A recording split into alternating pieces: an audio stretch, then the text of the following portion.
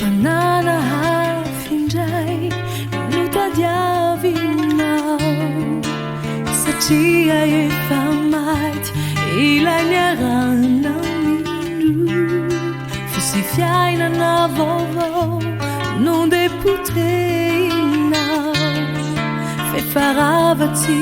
sintsony ny teo alorenetra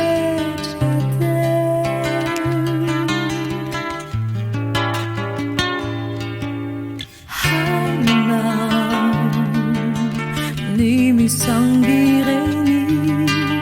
hainao ny maniba fo mandratra fa tsy hainao ny amela azy ireny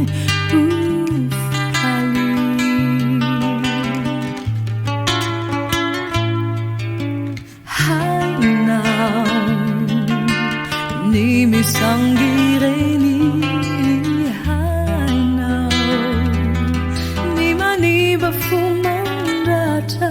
fa tsy hainao ny mamela azy ireny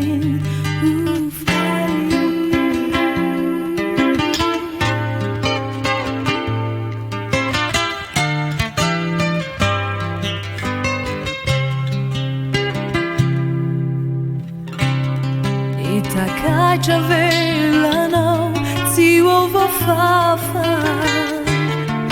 ialahelo natikao no sisa mandatsay